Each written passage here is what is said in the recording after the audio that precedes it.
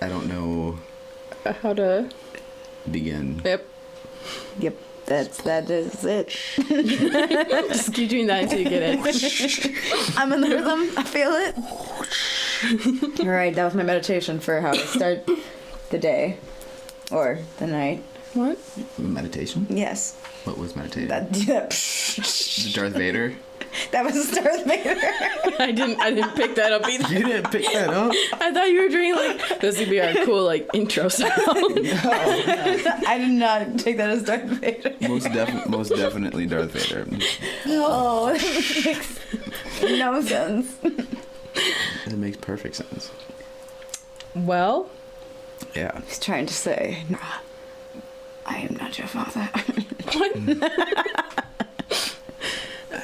Well, well, I'm actually legitimately curious because we have not talked about it since you have returned from your voyage to another state. I'm curious yes. how that went. I went to Standing Rock. For those who don't know, it was actually really, really cool. There's like nothing out there though, so yeah, it was pretty intense. Who did you go with? Just A friend of my mom's, and then her friend, and she brought her 2 kids. okay. So it was like not. For some reason, I thought you just like met random people on Craigslist or something. That's You're what like, I "I'm thought too for a going." while. Basically. Basically. Yeah, basically. But you knew people who knew that The person. So Well, it was one of the people. One of Yeah. the people. Okay. Mhm. So it's not as. Oh wait, I'm missing a person. There's 3 women besides myself. Okay. Yes. Sweet. Very. Tell me about it. We went there. It was really cool because I've always been like so like adamant about the fact that we can totally get along together and like do things without money being the motivator, and it happened. Like it's like a whole community of people like making the food, people taking care of kids, and everybody just getting along, and it was really cool. Yeah. Was there a lot of people there? Thousands. Thousands? Holy shit. Mm-hmm. Wow. That's crazy. Yeah, for sure. That is crazy.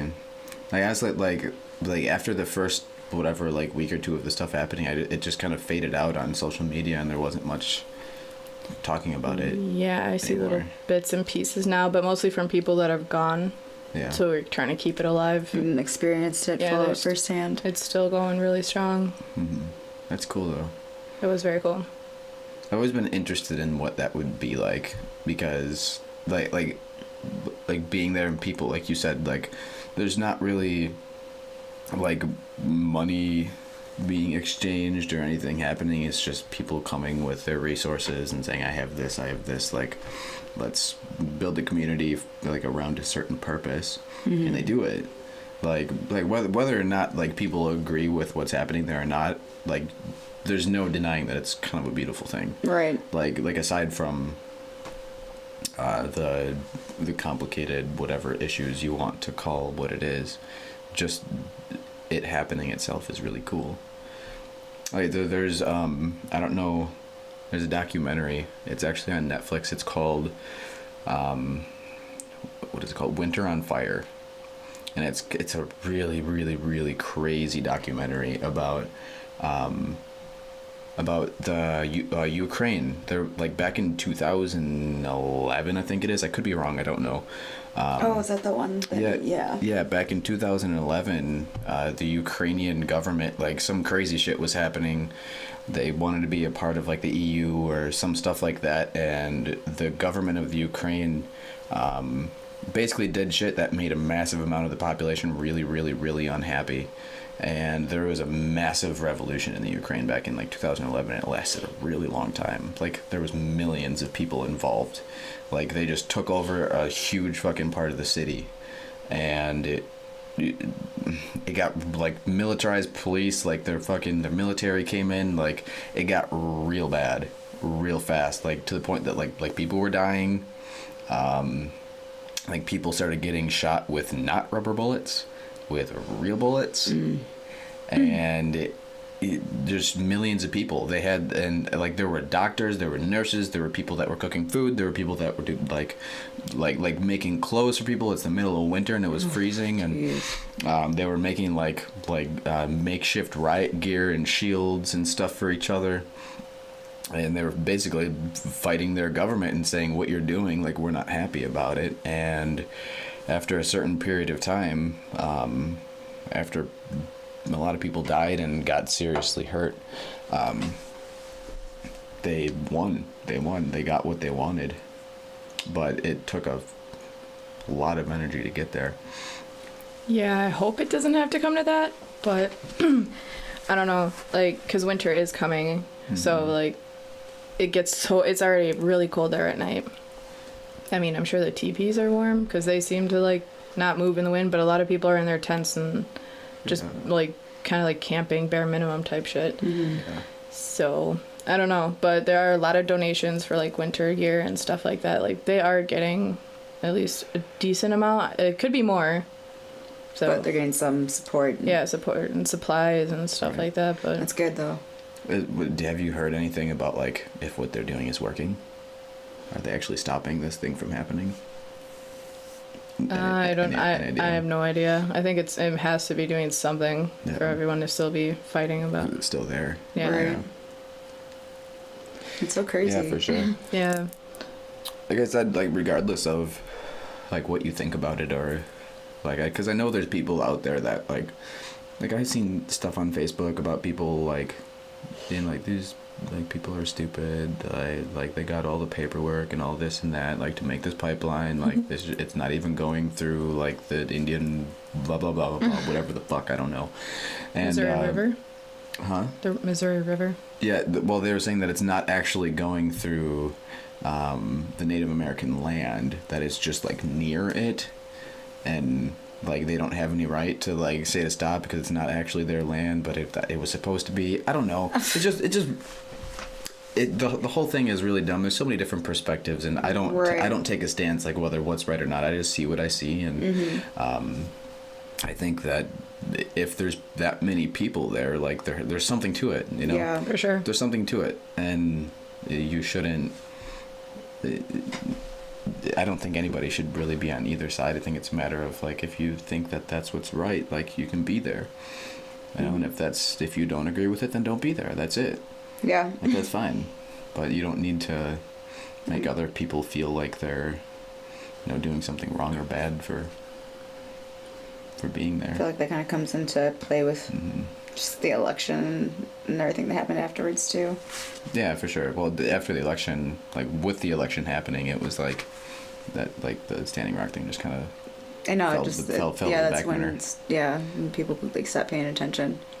For I feel sure. like Did you it's kind of see? sad. Did you see any of the like police or militarized police yeah. walking around?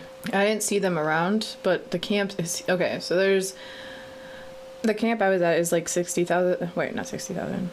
There's a lot of people there. Mine is the bigger camp, and then the other camp is the original camp, which is closer, I think, to the water.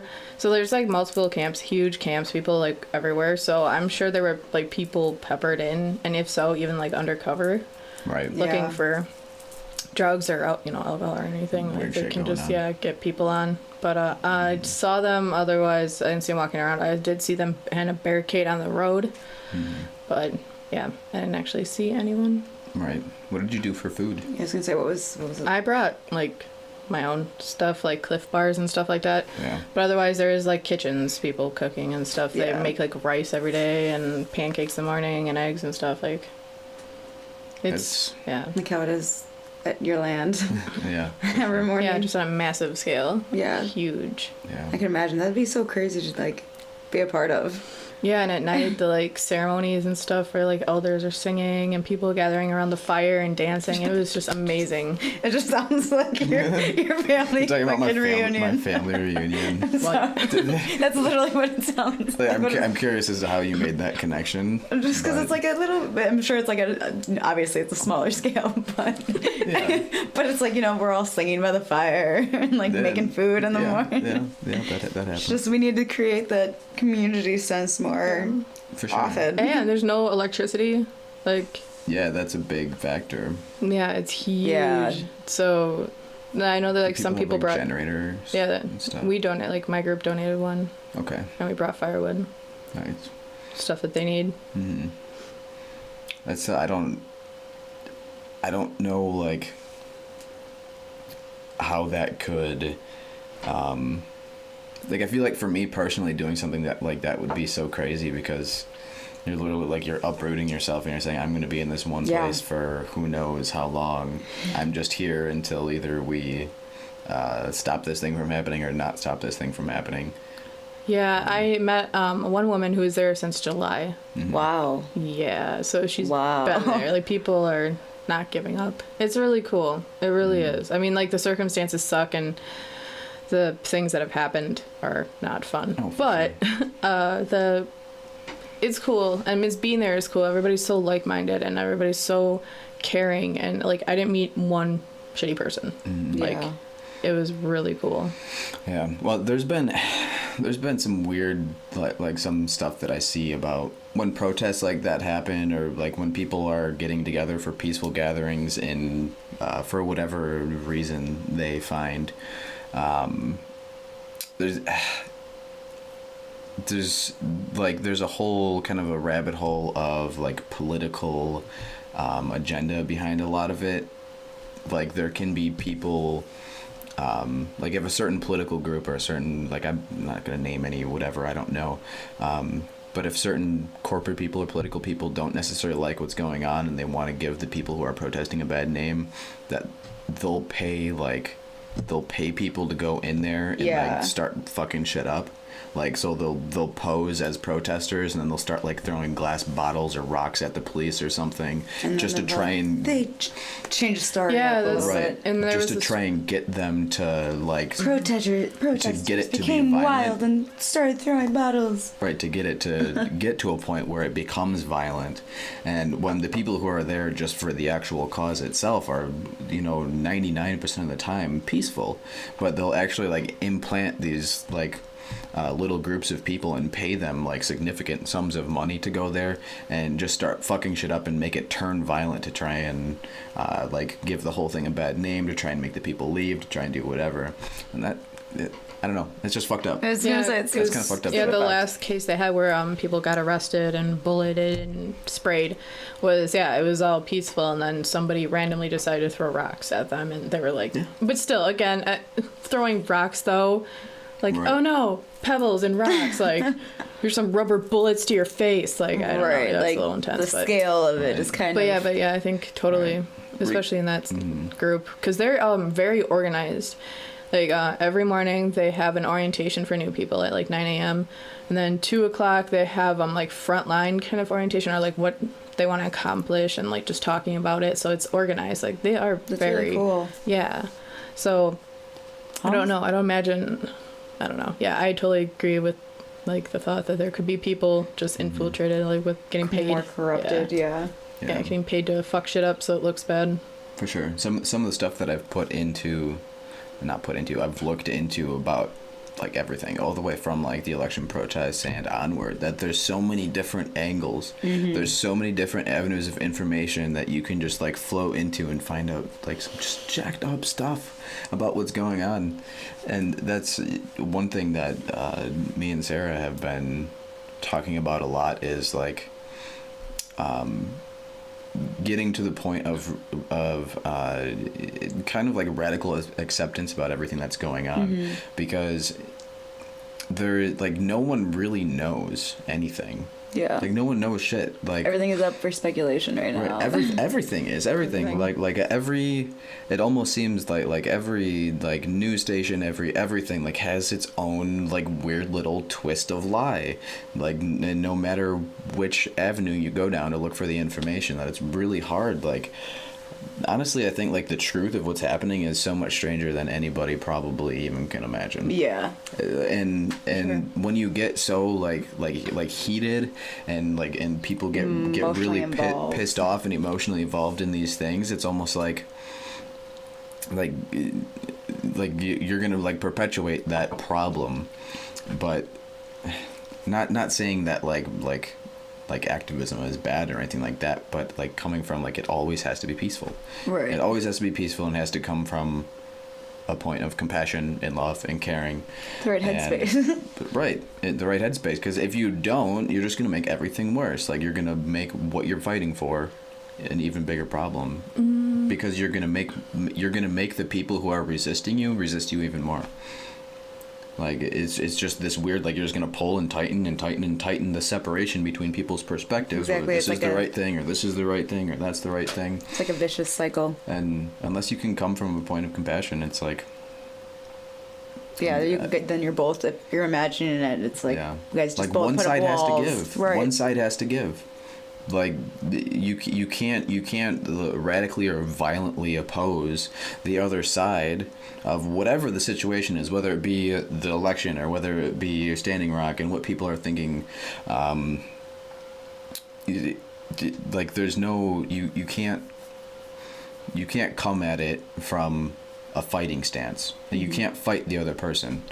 Like it should be about learning more and just kind of just educating yourself on the subject and right. Like you learning more about it. You know, just be like, Avatar, I feel you. Yeah. But people are desperate to have change, and if your voice isn't getting heard, and you're scared. I don't know. I think throughout history, though, there's shown that, yeah, sometimes it has to get radical for there to be change. That's true, but it usually, like, when you go the radical route, you always end up creating, like, a power vacuum. Because because what you're doing is, okay, you're saying, I don't want this to be happening, right? And so you try and stop that from happening, or you try and stop a certain thing, or you want something to change. And if you come at it from a really radical standpoint, you come at it from a really violent standpoint, like there's no way that those actions can create the end result that you want. You might temporarily be able to stop something, or you might temporarily be able to like achieve something or reach a goal, but in the end, like, I feel like the way that you accomplish that goal is really gonna affect what comes after.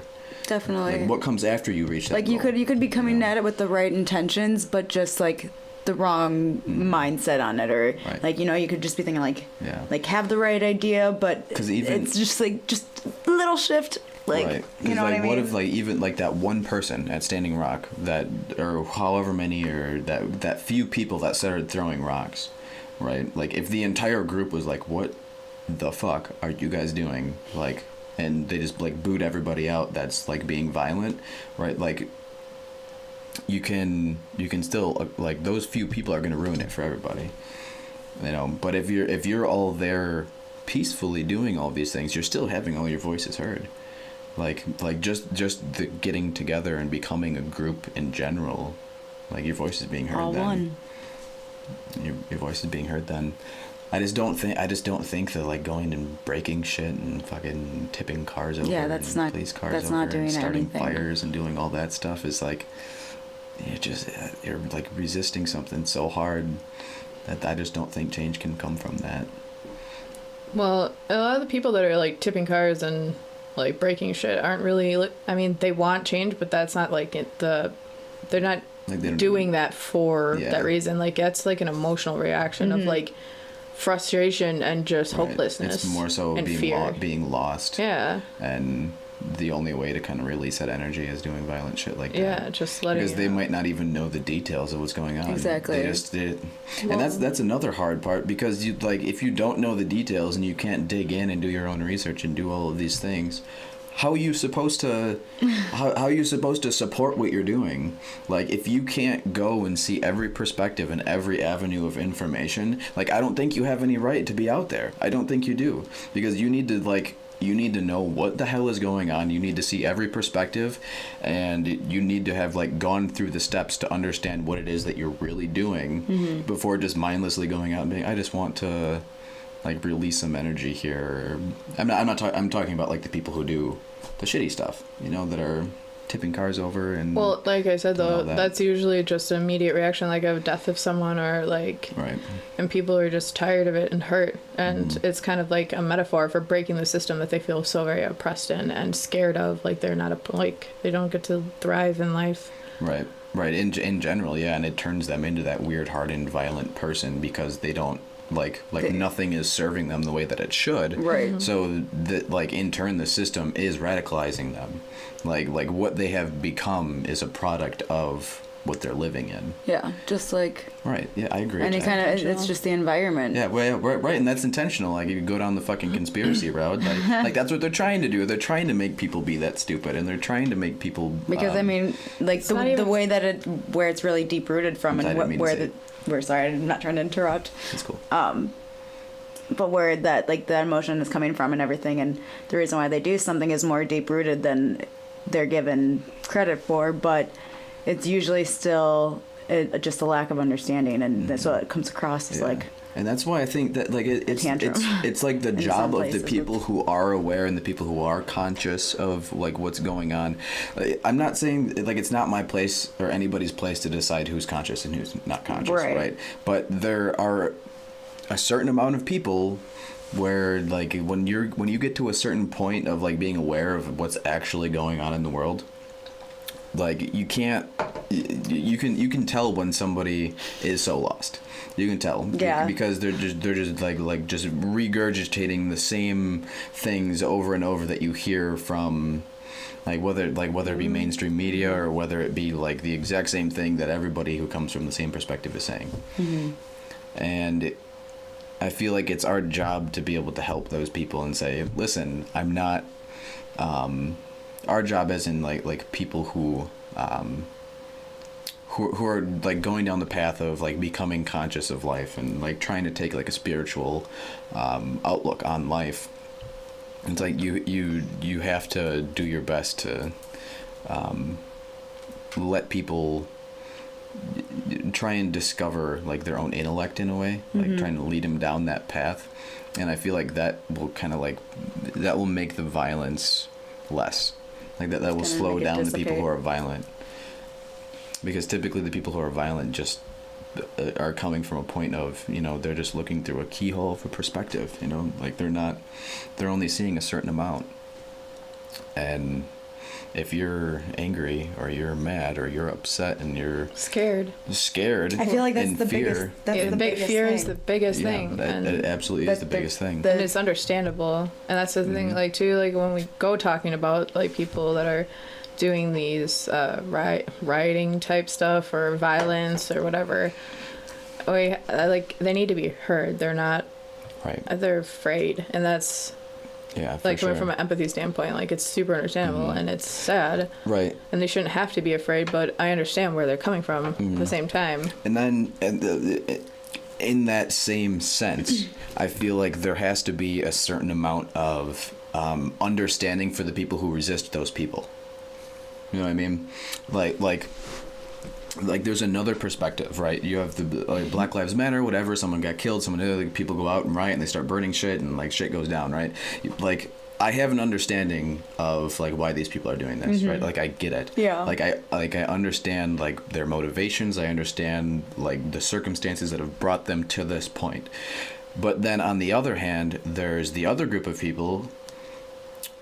Typically the other race, typically white people.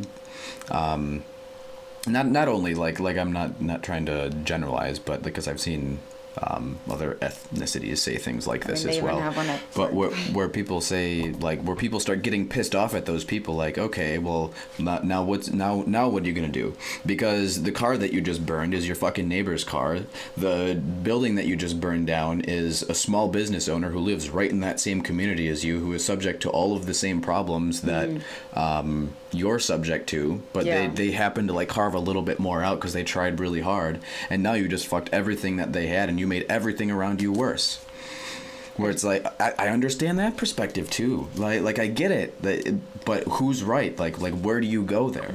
Like this is this weird like duality of like all right, well both sides aren't wrong and both sides aren't necessarily right either. So there has to be a weird compromise. There has to be like an understanding between the two positions. There has to be communication there. Yeah, because people like to take the role of being a victim a lot more in this day and age, I feel like. I mean, I'm subject to it, like a lot of people that, you know, just it happens, but like I feel like you need to learn to like being able to not just see it as like a black and white thing, and like because people just love being the victim nowadays, I feel like, or just always really. Right. And like when people feel like when it's in their environment, like for Black Lives Matter or Purple Lives Matter or whatever, and then they say it's you're racist for this or whatever, like I don't know, like yeah, I totally just lost my train of thought. Yeah, it's okay. We've been smoking weed. So it's cool. Well, I don't know. What do you think? I have a lot of empathy for it because they've like as a group of people they feel oppressed and it's very evident they have been and they're sick of it. If we could actually all just get together, yeah, because we're discuss, all talk. pretty freaking oppressed. Yeah, we're all like under a system that's broken, and I think Trump being elected is a beautiful example of that. That our system is not working, and people are so desperate for a change that they elected a reality star to be our president of the United States, the number one country in the world, apparently. Like, yeah, the host of The Apprentice. I mean, I guess it's kind of nice to be like, oh, anyone could be president, you know? But, yeah, but even so, there's a certain argument of like, okay, well, you want to go down like the dark roads where it's like, okay, well, how much power does this president person really even have? How much planning and how much order has gone into both of the candidates? How do we know that either one of them would be any better or any worse? But they all have just been painted in their own.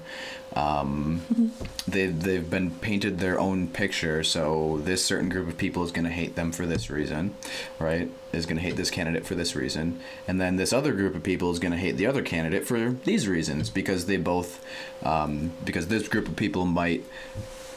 Like resonate or be able to like have a really emotional reaction to someone doing this, and then the other candidate is doing the thing that's going to piss the other group of people off. Just pointing fingers, so it's like where it's like okay, divide and conquer. Exactly. Right, exactly. And that like if you want to go down like the conspiracy rabbit hole, like use the fucking internet and look at this shit. Like look up whatever you want to look up, like just start digging into the rabbit hole of what our government is, and that's what's so great about we'll the never internet. be able to stop.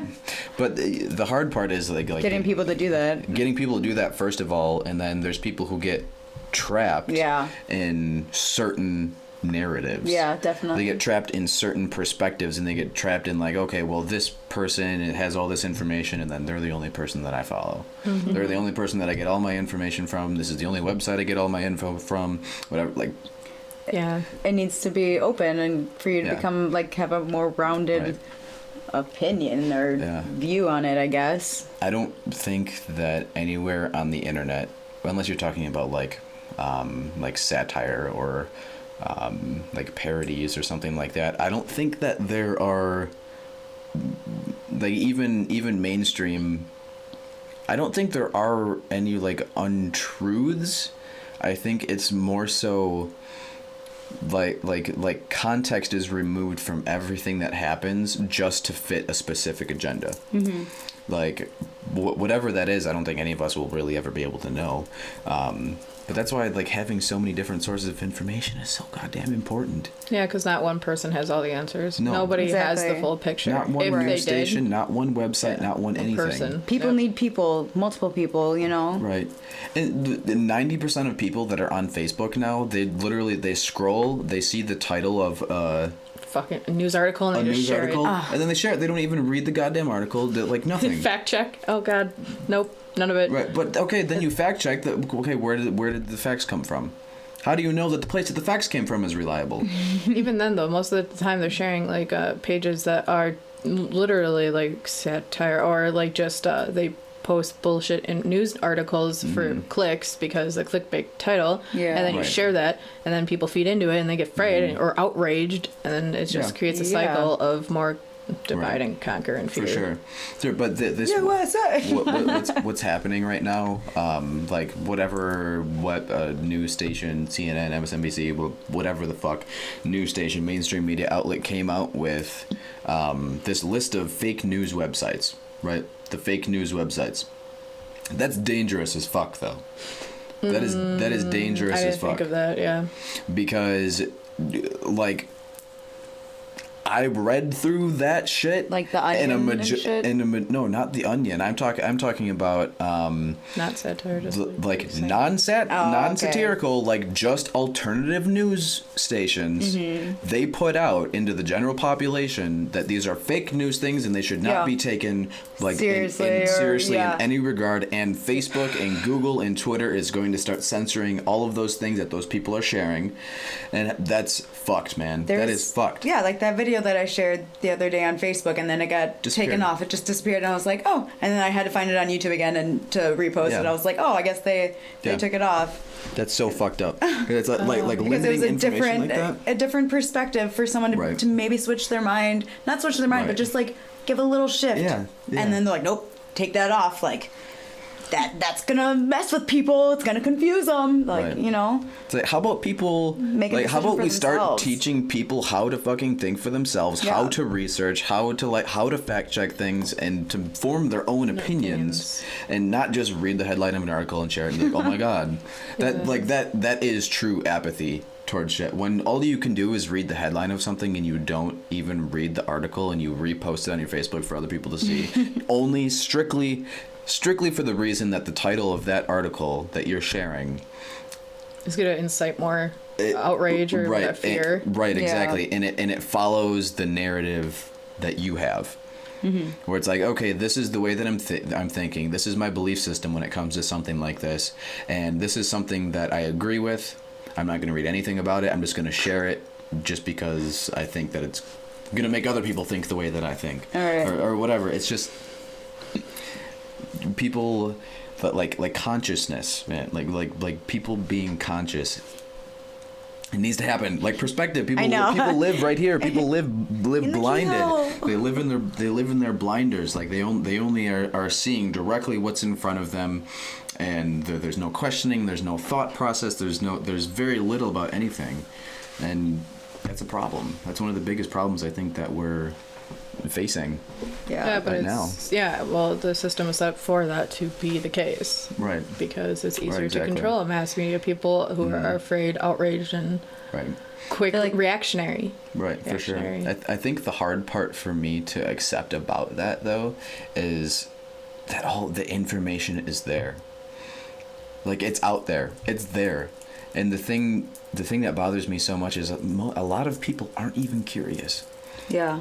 They see one thing and they take that for what it was and be like that is reality. Yeah. Like that is what reality is now. That's what their reality is. And then if you try to help someone just to see a little differently, they completely shut you out. Like, nope, I've heard this is this way and that this person is like that, so I'm not going to even watch that video or give it the time of day because I've heard this about it. You know what I mean? Right. They're literally like perpetuating their own like their own prison in their own mind. Like they're perpetuating it themselves. Again, which I think is, and that is a huge, I blame that on school mostly. Oh yeah, for sure. School is the fucking because meat grinder, man. They like, these are facts and like this is that, and like learn your facts, like opinions are like irrelevant, and how all the shit we fucking learned that was like not even accurate. Yeah. Oh God. Like how the country was founded, because that was my textbook really was accurate about that. Yeah. It kind of like teaches people like. Right. There's that meme. I didn't mean to cut you off, but there's a meme that I've seen on Facebook where it's like, what if everything you've ever been taught about history in school and throughout all of your life growing up through the news and everything was all completely like manipulated and catered information to create a false sense of patriotism, so you literally you fight for your own enslavement in the system, Exactly. Yeah. You nailed it. Damn. Damn. Where did you find that? Yeah. I've seen it online Facebook, plenty of times. And I think it goes for like just teaching us at all that like things, and it's a really hard thing to challenge, but like that anything's set in stone. Like because people believe like definitely like literally like for example religion, Christianity, like this is it. Right. This is the one truth. You know, like the fact that people can like see like there's one truth. You know, for sure. And like it's really hard to challenge that when you're so conditioned, when you're in there. Yeah, and you're conditioned so hard that there are just one truths about every side. Right. And I understand that. I understand being in that position because I've been there. Yeah, me too. I've been there. Yeah, like going back looking at our. I've been there when it comes to like business decisions. I've been there when it comes to religious decisions. Like and I've kind of like grown through a lot of different stages. But there was a point in time where I was like a complete and total atheist.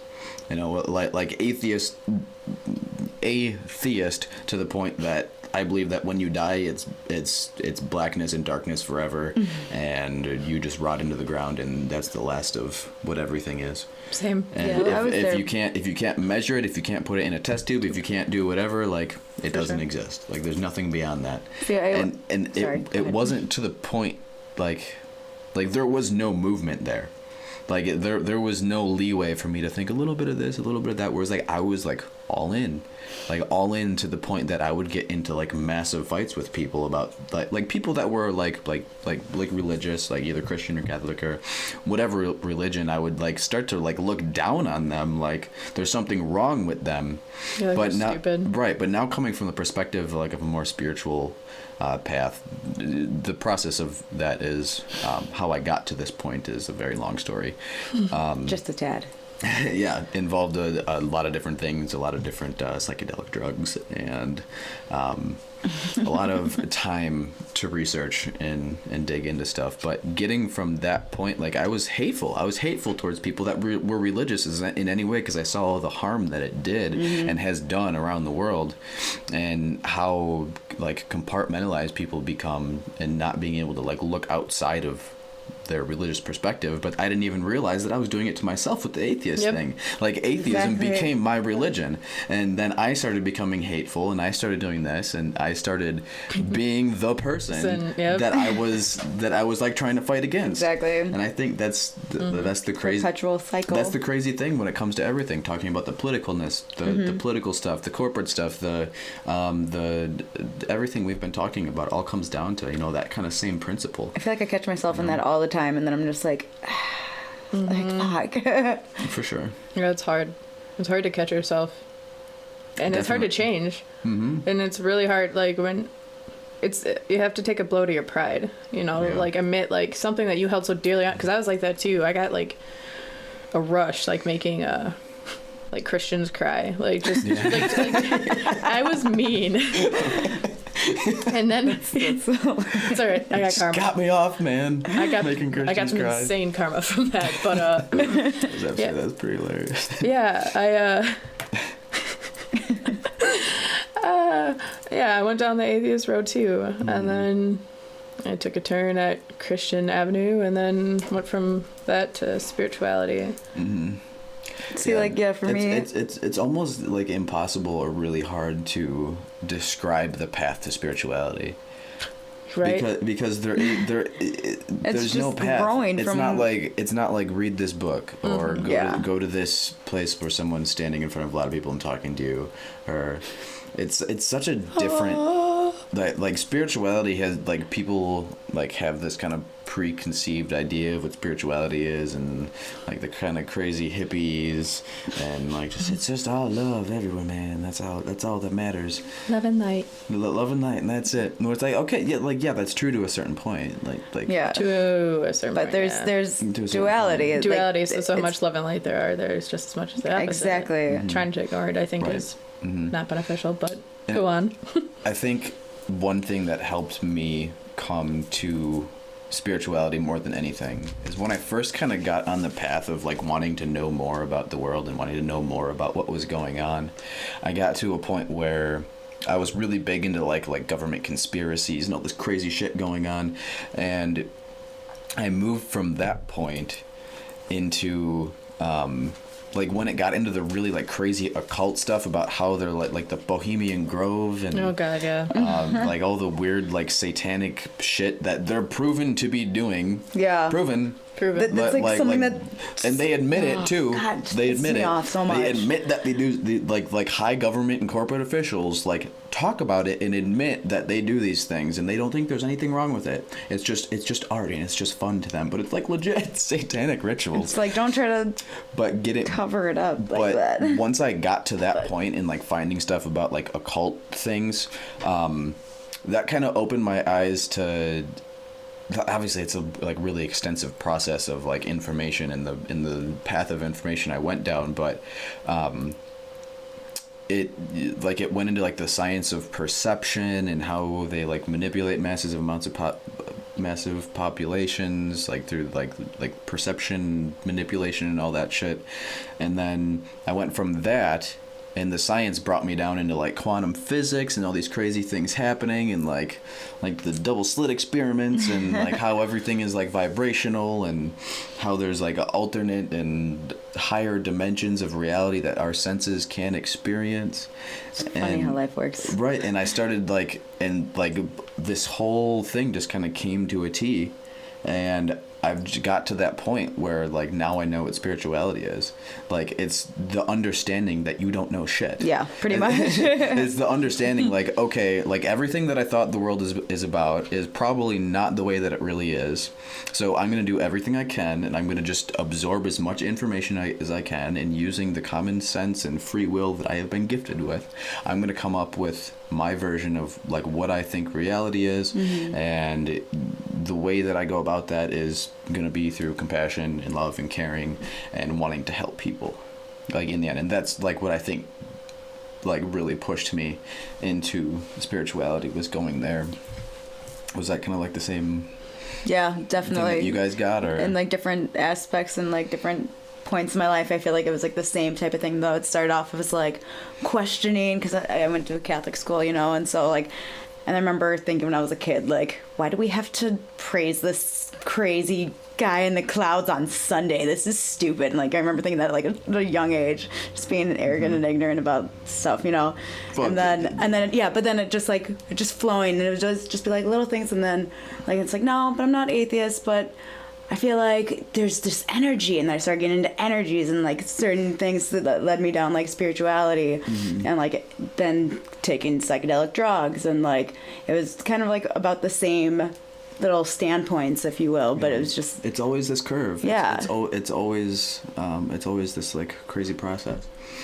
Did you have any like similars or differences? Like similar experience? Yeah, I like I said, I was an atheist, but then I kind of got introduced to this idea. I mean, like, I don't know. I always thought weird when I was younger, but yeah, it was this, what is it called?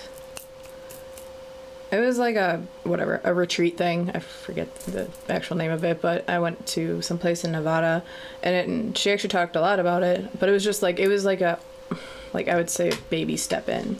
Okay. Just learning about like who you are, and that spirituality is even a thing. I don't know. It was like very like kindergarten of it, basically. Okay. Yeah. But like the very beginning of it. Yeah. But yet, like back when, like at least back then, I didn't know anybody else who knew like stuff like that. And you know, there's crystals and whatever, and so I kind of got introduced to it that way. But then I let it go for whatever. But I was always in the back of my mind. And then, yeah, the whole Christian thing happened.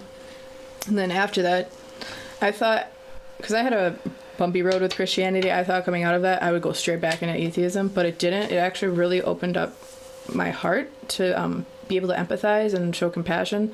I was angry for a little while, but eventually, but I never could just close the door. I could never say again that there is nothing. Like, right. So yeah, in a way, in a way, what the whole Christian experience I went through, like, it did put my foot in the door, like for real. Like, right. And from there on out, I just kept searching. I had conspiracy stuff here and there, but a lot of like energy work stuff and just understanding people and the world and whatnot. Yeah, definitely the practical side of spirituality like just really hit home with me when it comes to the science that we have now.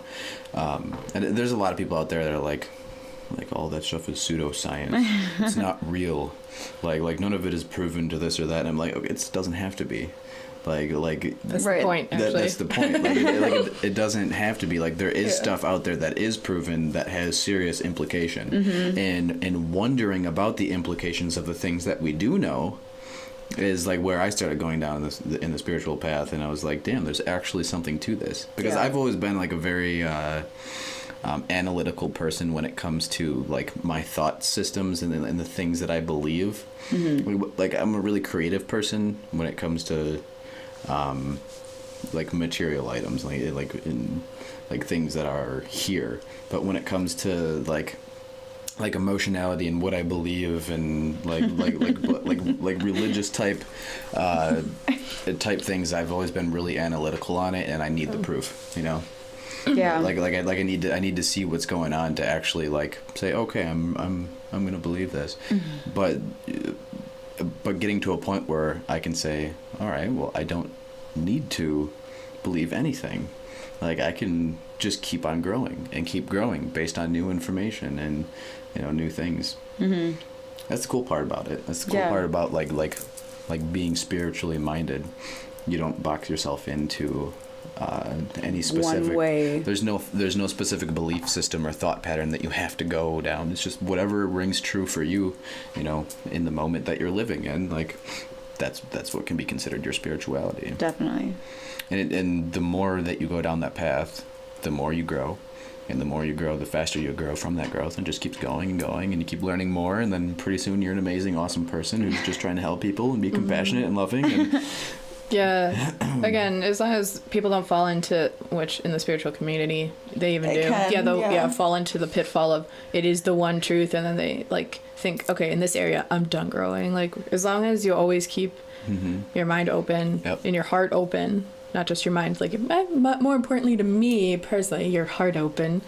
I think I think that's where the most benefit you can get from it.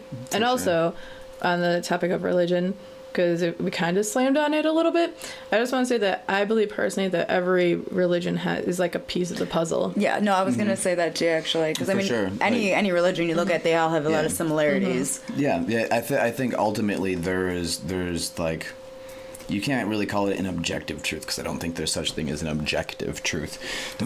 But I think that they all like hold a certain amount of value to what like the collective truth is. And the hard part is a lot of religions are really co-opted and like used for social control and like in monetary gain and stuff like that. And once you start getting into that realm, shit gets real sticky real fast. And that's when people start hating the shit. They start hating religion and all the wars that become started because of the way that religion has been co-opted and like all of these things. That's where the hate of it comes in. But at its core, like at its core, like no matter what religion you're really talking about, like there's kind of a truth that kind of can be filtered through the whole thing, the whole spectrum of all belief systems that we have. Yeah, that's kind of the cool part about it. The beauty of humanity. Yeah, for sure. And pitfall, but whatever. Yeah, duality. We are art. Right. Yeah. Right. Definitely. And that kind of comes back to what I wanted to talk to you about here. I know that you're a little resistant to sharing about your experience here, but when one of the first stories that I heard you tell. It's one of the first stories when you guys first met. Not one of the first stories, but it was in the beginning of our friendship, probably like somewhere in there. Stories, yeah. One of the first big stories about your experience with. Hi, I'm Nora. Right. A religious group of people who, I kind of take it upon myself to call it like it's very culty. It's very cult-ish. Your words, not mine. It's very cult-ish, and I kind of want you to retell that because I don't remember everything, and I've only heard little bits and stories. I don't think I've heard the whole what story. You were going through mentally, like through this kind of ringer that you got put through with these like kind of radically religious people, I guess you could say, right? I would say. So I was an atheist, and my boyfriend went away to this religious retreat, we'll call it. It was like a weekend thing and no contact. So I was like, okay, well, maybe it'd be good for him because, he had I don't know how to word him.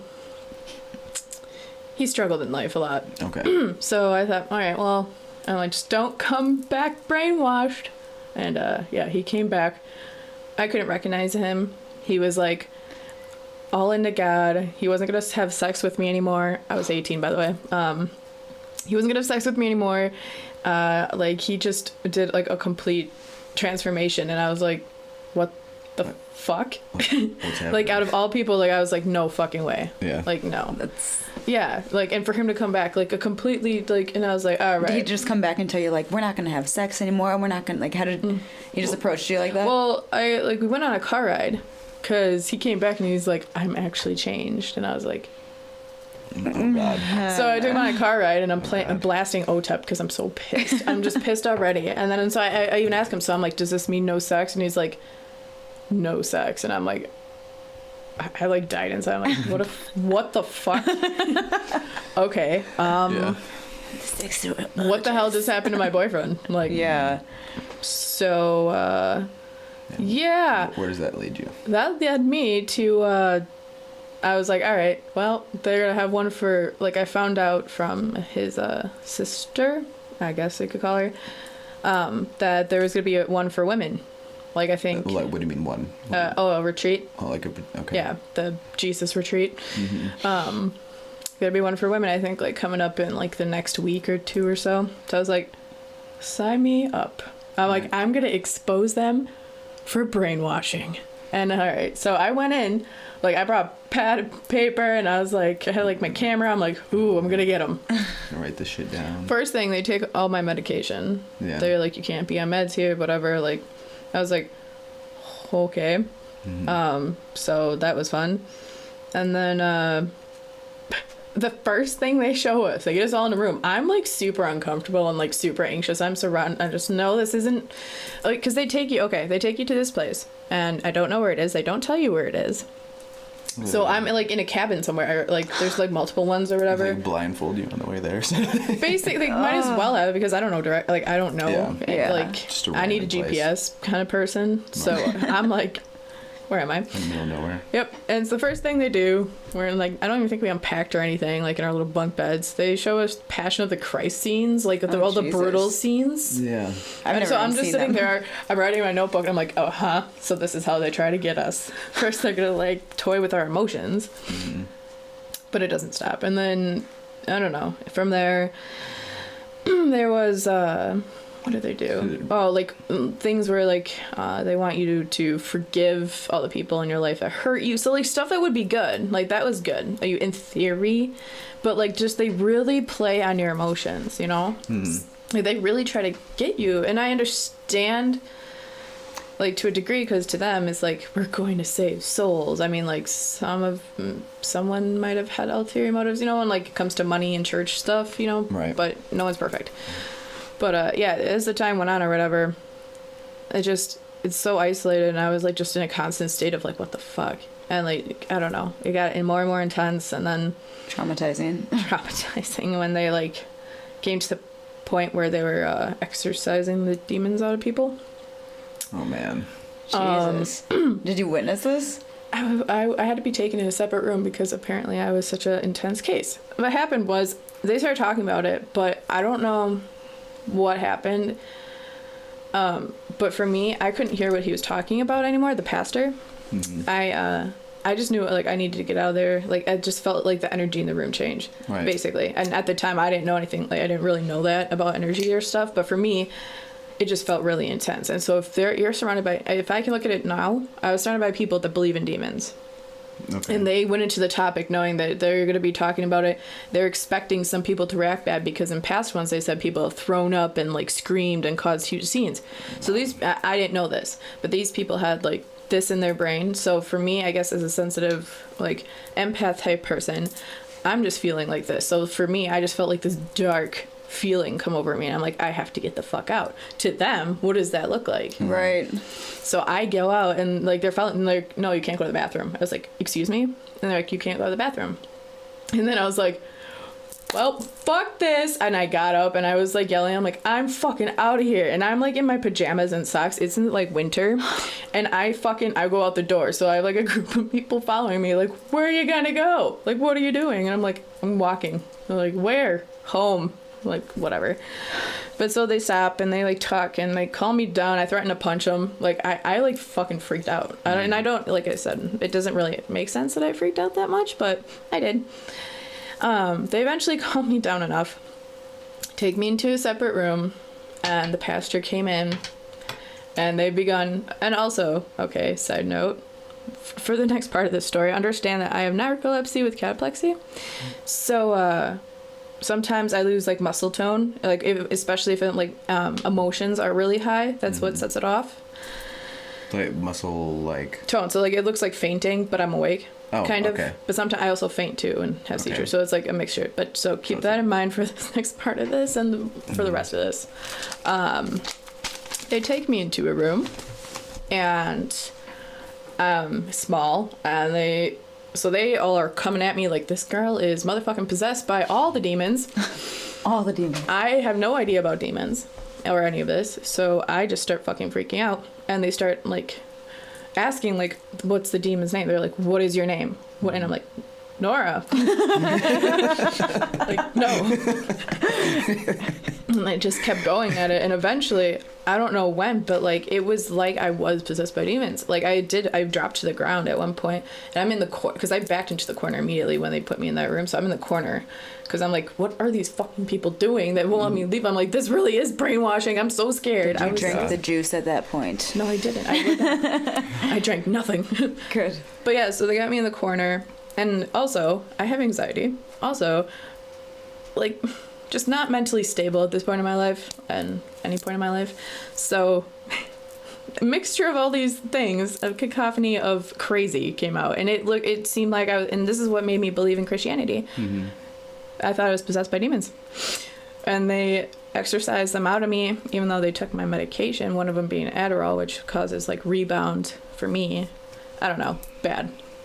So what really was a cataplexy attack and a mental breakdown, and then kind of being fed and picking up on their shit turned into, like, me. I thought I was sobbing at points, asking them, like, am I crazy? Am I losing my mind? Are you guys going to send me away to an asylum? And they're like, no, it's just the demons, you know? And I was so scared. I was like, I went from being an atheist to being like, oh, I'm possessed by a shit ton of demons. Like, what? Like, they thought like hundreds. They thought I was like one of those insane cases, because like in the Bible there's the story of the guy who I don't know, something about pigs and stuff.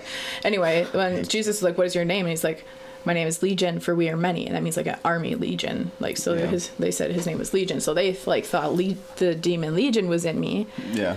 On top of all these other things, and Jezebel, of course, because I'm a whore. But whatever. My tongue was pierced and stuff. And they're like, oh, Jezebel. Feminist. Wow. Yeah. God. Yeah. And, okay. Side note. Not all these people are bad, or none of these people are bad. It's just, and a lot of them have grown and changed, and the church isn't a thing anymore. But it's just when everybody's really caught in this like kind of place, and like, and they're on a mission, you know, to like save people. Yeah. You know, I don't hold a grudge towards anyone. I just want to say that, get that out of the air. But it was pretty scarring. I'm not gonna lie. What I remember you saying something about like. They were trying to, they were trying to get you to like a arranged marriage or something like that. Oh yeah. So it wasn't arranged, but all right. So anyway, I come back from this. I almost called it the name. I came back from this retreat. Mm-hmm. You know. I'm a Christian now. Yeah. Okay. and like, there's like a little ceremony after at the church, and like family and friends came. So my best friend and my mom came, and I come out the doors with the group of people like going down the like aisle, dancing and singing, and their faces were like, like the whole time. So I'm up there like on the stage, not knowing the words of the songs, and just like kumbaya-ing Christianity, and like everyone looked petrified. They're like, what the fuck did I just walk in on? And because of who I am and everything I've been through, the pastor had me speak and tell my story, because it's a good way to get more people in, because if you can turn somebody like me from like here to here, like right. Yeah, he wanted to use me. Yeah. So anyway, I started attending this church. But then I couldn't go to the after things because they want to like make sure you're like in there. So there's like follow-up things for the people who went. I couldn't go to them because I worked. So I kind of started to drift from the church until I had a miscarriage. And then I wanted to kill myself. And I was just sitting there and I was like thinking of ways to do it. And I'm like, all right, let's give it one more shot. Because they had so many seeds planted in me. I was like, I'll just go to the church. And from there in, like, I came in and, like, the people that heard my story, it really just, like, right. Because I'm so vulnerable, they were like, all right, it's her time. Yeah. So, not too long after that, there was a single man there. Okay. And he, kind of pushed together, and I don't know, like a month in, we were engaged. That's nuts. Wow. At 18. What happened to your boyfriend? Oh, we broke up because, I was a born again Christian, and he fell off the wagon. Oh, so, okay. So he went to this place, and he came back on the wagon. And the guy who I was engaged to was the mentor for my boyfriend at the retreat that he went to. That's... How gross is that? I'm sorry if you ever see this dude, but you were kind of gross. Pull a picture of him up. Just kidding. Yeah. Nah, he's married and happy now. So congrats, bro. Hope so. But like, yeah, he the things. That's it. The mental fuckery, man. Yeah. That like I'm pretty soft on all the people, but like I still get a little like salty about that whole situation. Like for sure. Him, he was no. How did you get out of it? So I was deep in it. And one day, my cousin, because I told her, if I come back brainwashed, punch me in the face. Well, she messaged me, and she's like, consider yourself punched. And I was like, holy shit. And it hurt me. And I was like, what? And I started, it like cracked, I guess, the illusion or whatever that I was in, I don't know, like a trance. Yeah. Like I just like, if you can picture it like glass, a crack happened. Yeah. And so at the next... meeting, or like it was like a Thursday night thing, they were talking about gay marriage, or like gays all together, and how that, and I even though I was really into it, and I dressed different, I didn't listen to like anything but Christian music, I took out all my piercings. Wow. You would not have known me. Yeah. When they started talking about that, I couldn't help but raise my hand. Like, I was like, but love is love, and that's not wrong. And they were like, no, the devil's tricking you into thinking it's love. Like, it's not love, it's a pervert. And I was just like, I couldn't get behind it, and that broke it. And that really broke it. And I was sitting next to my fiance, who's just, like, really into it, and also getting mad at me for raising my hand, like, you're making me look bad. Mm-hmm. So, I don't know, that just... I don't know. And then... what happened? How did the order of events go? All right, I decided. I was listening. Oh God, it was like when the Alice in Wonderland movie first came out. The song Avril Lavigne did for it. Okay, I don't know what you're talking about, but it's basically about like like your world's crashing down and you have to like get out of your situation. You're gonna survive and stuff. I don't know, whatever. I was listening to it and I started crying with my mom, and I'm like, I gotta run away, because like I had a dress fitting the next day. I had like. Or a dress try-on such situation thingy, and like there was Bible study and all this. And pre-marriage counseling. Oh, God. What's pre-marriage counseling? That's where they tell you how to have sex properly. What?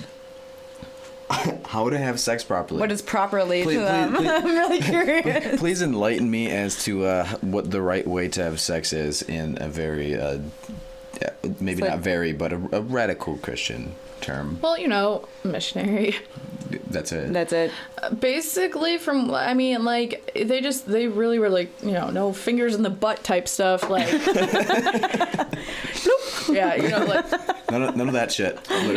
Literally. Yep. No kink stuff. No, like, I don't know. It's just pure. You know, like Jesus is watching type stuff.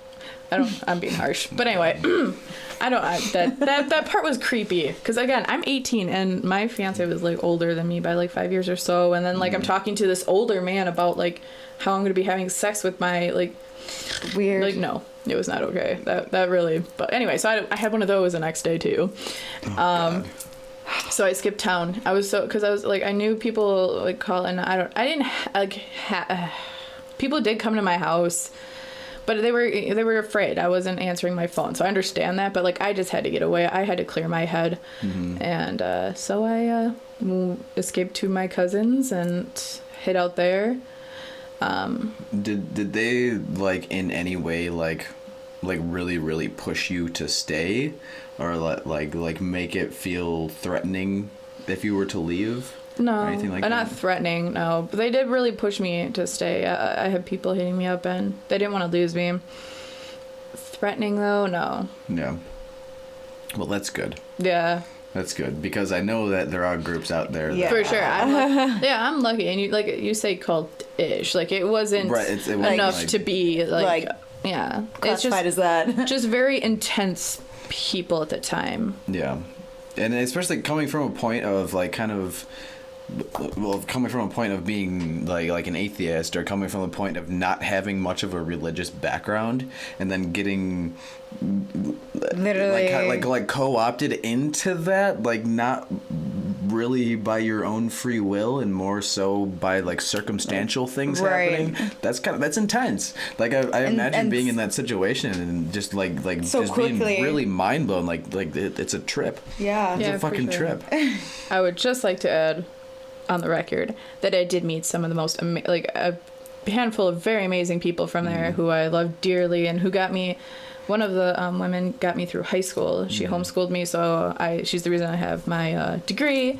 So it's not all was bad. I learned a lot, but it was very fucking intense, and a lot of people. Certain part of your life, absolutely. I don't want to put out there the idea that like I don't want to demonize like people like that in general. It's just when you come into contact with other people's belief systems that you're not used to, or you don't really have much background in, it can be a really shocking thing. It can be intense, and sometimes traumatizing in a way too. Oh yeah, definitely. I've worked through a lot. There's some parts where I'm still like really believe that you have like demons inside of you, and they even say you can't they didn't like get them all out, like just to know and like to take on that new belief that there are demons out there and they can come in your body. Like through the music you listen to, through piercings, through who you like talk to, like just movies, like anything, like any little way, like you can just boom, like there's a demon. Well, now I'm up to like 50. Like I mean, in some way, I mean, it depends on how you look at it, but like I can see where they can get that from, where they say demons, right. Mm-hmm. You know, like, this comes back to like there's a little bit of truth in every religion. And now what kind of the counter to the like, oh my God, people think that there's demons in you, whatever, blah blah blah, that kind of stuff. Well, like in spirituality, you can kind of what's the word that I'm looking for? You can like metaphorically like understand what demons would be, as in harmful belief systems or traumas that you faced in your past that are energetically, emotionally affecting you now could be considered a demon. Right. But when you're sitting there and like, and they're taking on different voices than yours and shit, like crazy shit. Yeah. Like. That's intense. That was that was happening to you? Yeah. Like different, and I would go from like laughing hysterically at them like fucking crazy evil bitch to like sobbing like, oh my God, I'm losing. Like I felt like, okay, doesn't make me sound crazy, but like split I was having split personalities and like taking over, and like I was like I was like a backseat driver at times. So like I would come through and then I'd be crying, like bawling, like holy shit, what's happening? And then, like, I don't know if it triggered, like, some sort of, like, mental break in me that, like, did cause, like, because then there'd be, like, a different voice and then another different voice and, like, different personalities. Like, one laughing, one just, like, snarling, like, fucking one, like, mocking the people and, like, saying this shit. One just staring at, like, a spider on the wall. Right. Like, crazy. Like, it was like I broke, like, a fractal brain. Like, I don't know. It just... Do you have... Can you practically, like, come up with any reason as to why that would happen? Like, do you, like, was it being in a traumatic situation that might have, like you fed into what, they were, like, believing you were? Yeah. Or, because this is the thing, like, they didn't mention demons outside. Right. I never heard him say demons. Like, when I was first in the room, because, like I said, it got fuzzy in my ear. So, like, honestly, if, like, to a lot of people, this sounds exactly like what would happen if you are possessed. Right. Yeah, like, I didn't hear it. All I just knew that he was starting to talk about something, and the fucking dynamic in the room changed, and I had to get the fuck out. Yeah. So, and then when they took me into the other room, that was just to get me from running away, so I didn't have to join the group again. Yeah. And I don't know how it happened that I had this, like, break. Certain psychology into just like the power of all of them, like thinking believing that, it, and me just kind of creating it, soaking and because you're so empathetic and like just can feel that, it just kind of became and caused like a very real breakdown, like a real like. I feel like it's definitely possible. That's just super interesting too. Like that situation. Like I'm super curious about like the dynamic of like what happened, like what was really going on in that situation. Definitely. Yeah. Makes me very curious. It made me very curious because, like, I would go to church, I'd be, like, this bright, shiny girl and throw away all my sex toys and everything. Like, I'd go home, though, and, like, there'd be moments where I just got real into the demon part and just, like, research demons. And then the demons became, like, my focal point, which then, like, just... So, like, there was, like, two sides to me. Like, I felt like the one I showed everyone and then the other one who was just, like, obsessed with this darkness because I was, like... and I was so like I had so many. I'm so susceptible to it, Like I don't know. It was nuts. It was a dark time. Yeah, that's still like one of the most incredible stories. Yeah, it's so interesting that any of my friends have been through because like even though it's not like I know there's stories of people out there who are actually getting like traumatically fucking like violently beaten and traumatized and like electroshock therapy, like all this crazy shit, like really really really fucked up cult stuff happens out there, but that like this was like if you were to just dip your big toe into like where those kind of things come from, where they can start. Yeah, like I'm not saying that specific just group of people was there, but just like ideologically,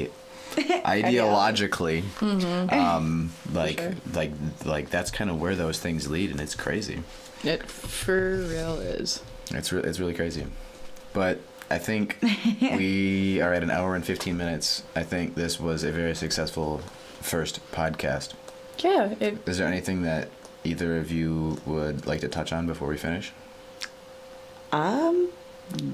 Nothing right now at this moment. No, I think we did this pretty good. I'm super stoked at how it went. Like we fell into a groove. Yeah, fell into a groove. I dug it. Yeah, it felt good. I can dig what you're digging. The first 2 minutes were a little giggly. Yeah, a little Dude, at the beginning, I started to have a panic attack, and I was gonna tell you to stop recording, but I was like, no, we're talking about good stuff. I gotta keep going. But like, I felt it like happening, and I was like, blown up, like shit. Yeah, and I'm like, I'm gonna like have to leave. Was that when I was a barrier, or was that before? I don't remember. It was like within the first 5 minutes. I was like, I'm about to have a panic attack. For sure. I kind of felt that. Like when I first hit record, I was like, this is going online for everybody to see. I told you, I was like once that record button gets pushed, I'm like, we're all gonna be just changed. We know it's on. Right. Definitely. But no, I think it went really well. And for sure. Yeah. I'm proud. I am too. I will edit this video for the little bit that I need to, and I'll get it online like right meow. We can do it right now. We'll create a new channel and we'll put it up. So you want to thank people for watching? Yeah, absolutely. Thank everybody for watching. Thank you guys. Thank everybody. Thank you, everybody, for watching. We are probably going to be doing this multiple times a week because it's really easy to do and it's really fun. And anybody who is interested in the shit that we talk about or the things that we talk about, or if you're interested in coming on here with us and having conversations, shoot me a message. comment below. Comment below on Facebook, YouTube, anything like that. We can also we can bring people in via Skype as well. Yeah, let us know. Thank you guys. Thank you. See you next time.